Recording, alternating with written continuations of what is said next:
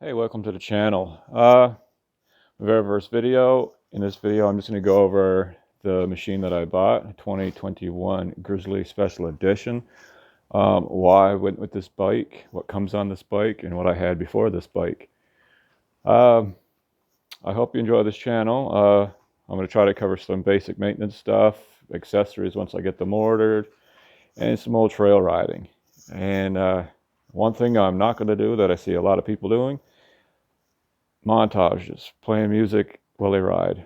That just drives me. I'd rather listen to the sound of the motor or you hitting puddles.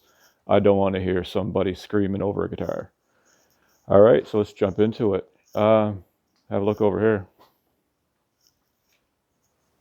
Yeah, I got it in the tactical black. This is up in Canada. I'm not quite sure what colors are available down in the United States.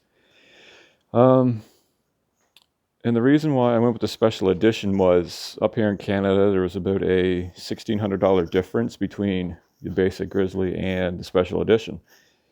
And when I was making my decisions, I went and I did some math, and I priced tires, I priced the winch, and skid plates and all that.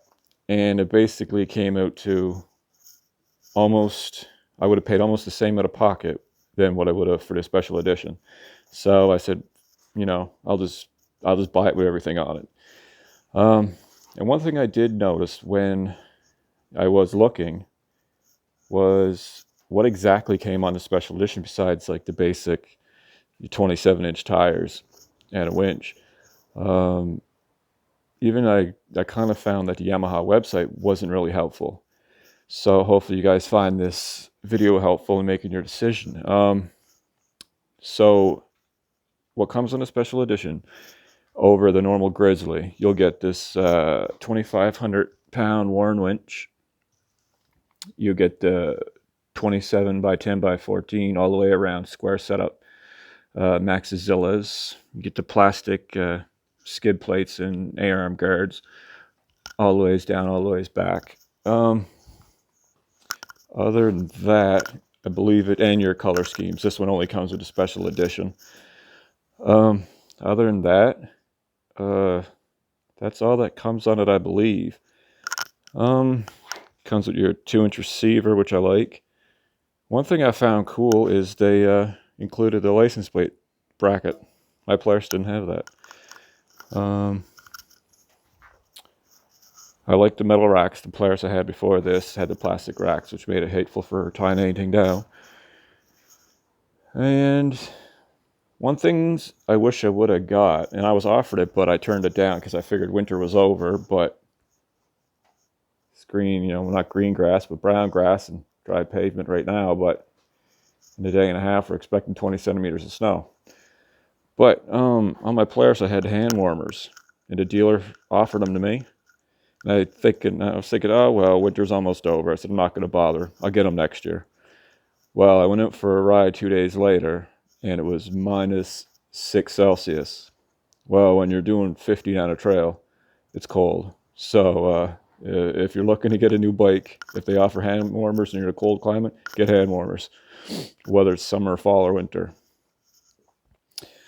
All right, so yeah, before this bike, I had a Polaris Sportsman 570 2016 Power Steering Edition, and I think I had a lemon of the bunch.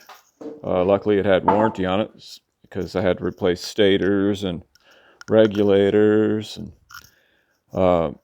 then I'd go out on rides. I'd always have some kind of electrical problem and overheating problems, and after 4 years of messing with it, I just got fed up and I got rid of it. Polarises aren't all the same. I just think I had a lemon, so I got rid of it. And when I was looking at purchasing a new bike, I first wanted a Can-Am. That's a story for another time, years ago, why I wanted a Can-Am. And a friend of mine said, BJ, how about a Grizzly? And I was like, Jesus, you know what? I said, I never even thought of that. Grizzly and Yamaha is a reputable brand. I don't know why I didn't think of a Grizzly. So I got started looking. And the dealership for the Yamaha was only an hour and 15 minutes away. I live down in the sticks. An hour is an hour I have to drive to go anywhere. So I call that close. And my closest Can-Am dealer is about 2 hours away. So that was kind of the reason why I ended up going with Yamaha. And a big thing is, their motors are good. They're tough motors. My brother-in-law has a 2007, and he beats the shit out of it, but the thing still goes. And a real cool thing I found about it was when I was sitting down signing the paperwork for this bike, we come to the warranties. He said what's included is 1 year bumper to bumper, and you can go up to 4 years if you want for an extra $1,600. He said, but Yamaha, what else is included is 10-year belt warranty, and if you decide to use Yamalube and only Yamalube for your bike, your motor is covered for 20 years. That's free. That's included. No extra for that. So I was like, Jesus, sign me up. And for the amount of times you got to do oils every, depending on how much you ride, every 6 months. I'm not going to ride this much. What's a $70 oil change kit? A couple dollars for your diffs, right? So I think it's totally worth it. Yeah, it's pretty clean right now. It's mostly trail riding I'll do, hauling wood around the yard. Not much for mud. It's really boggy down where I live, so sometimes I can't help but end up in the bog. But I do my best to try to stay away from it. But I do think she's a pretty bike. Some things I did notice about it, compared to my Polaris. Both are power steering. A good analogy, I work in a quarry, and we have haul trucks. We have Caterpillar haul trucks and Komatsu haul trucks. And anybody who's driven a haul truck, either one of those, if you've driven a cat truck and you've steered that, you know how easy that is. You could steer it with a pinky. And then you've driven a Komatsu. It's power steering, but you got to work a little bit harder. Well, I would call this a Komatsu. The Polaris, by far, way better power steering.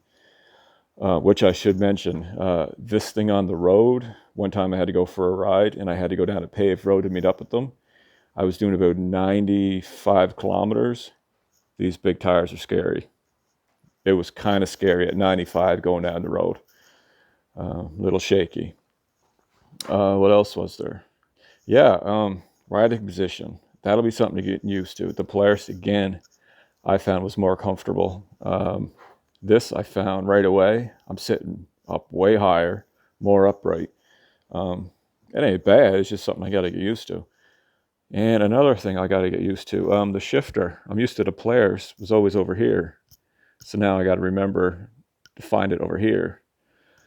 Again, I'm not gonna. I'd much rather this bike over my Polaris. It's just something to get used to.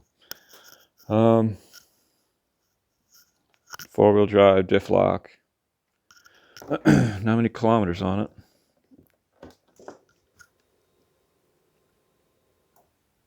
53 kilometers. I've had it out on 3 rides. I've only had the bike maybe 3 weeks, maybe 4 weeks. Yeah. And anybody who's never seen a Grizzly, which that's kind of ridiculous, but you got your rear storage compartment, really bad for leaking. Fuel. Forward storage compartment, apparently that's watertight. This one, paper, spare gloves. Don't put anything you want to keep cold in there because that gets warm. It's right above your motor. And I already took off a reflector on one of the trails. Yeah, so what I'll end up getting for this in the next couple of weeks, going to get front and rear bumpers. I'm going to go with Bison bumpers. I had them on my Polaris. I love them. They're Canadian, right out of, I believe, New Brunswick. Real nice bumpers. I think they come 2 or 3 different versions of it. real nice. Looked them up. They're sold by a few different brands or a few different companies up here in Canada. And a back seat for the wife. Buyer's not really too comfortable to be sitting on. I don't personally like riding with a back seat on, but I'll put one on for her. Take it off when I want. All right. Yeah, my messy garage. Make a dump. Run to the dump. Oh well. All right. Hope you enjoyed that video. I'm gonna post soon, I hope. All right, guys. Take it easy.